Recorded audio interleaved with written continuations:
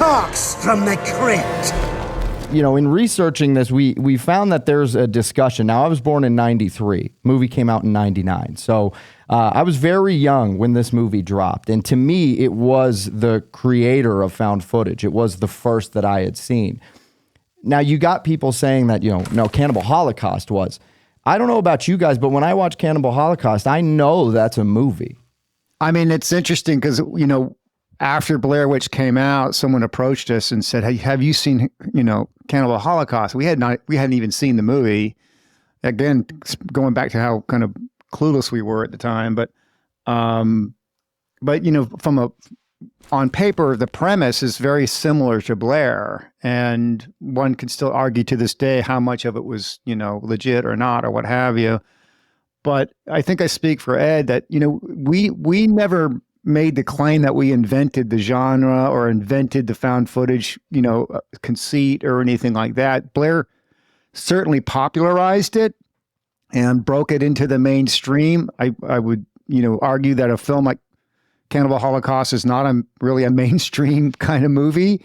But Blair Witch definitely took that conceit and elevated it to, you know, to being consumable by more and more people than any other film of its time. So I don't think I don't lay claim that we invented or pioneered that style or that genre, but it's certainly Blair Witch helped popularize it, and a lot of people associate it with this sort of being the kind of the originator. But there were other films out that did it. I mean, even Man Bites Dog and films like that are sort of in that space. And what inspired Ed and I for the film, like In Search Of, and, you know, 70s era films that were sort of bordering on truth or not, you know, we were inspired by those kinds of shows and films that were playing around with that conceit long before Blair.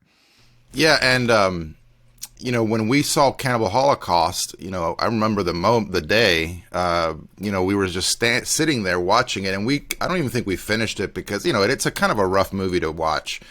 You know, certain scenes are kind of hard to watch, just very cruel.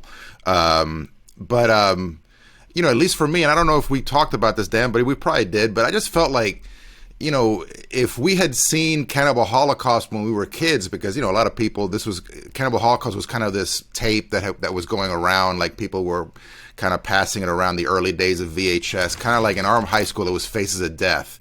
It was this movie, like people were passing this around, and Cannibal Holocaust never made it into our circles, you know, and, but I always tell people, like, I feel like if we had seen Cannibal Holocaust, you know, I think we would have come across this idea and been like, well, they already did that, so let's do something else. So I really don't think that, because, you know, the premise of, you know, pretty much exactly the same, you know, as Blair Witch. I mean, you know, the execution was very different, but I feel like, you know, we kind of lucked out. Again, it was part of this lucky train that we were on with Blair Witch, that we had never seen Cannibal Holocaust, because I think we would not, I mean, I think I would have been like, well, you know, Cannibal Holocaust already did that. Let's try to find something else. So I think Blair Witch kind of owes its life to our ignorance, you know, about Cannibal Holocaust. And the lucky train, the lucky train has left the station. Yeah.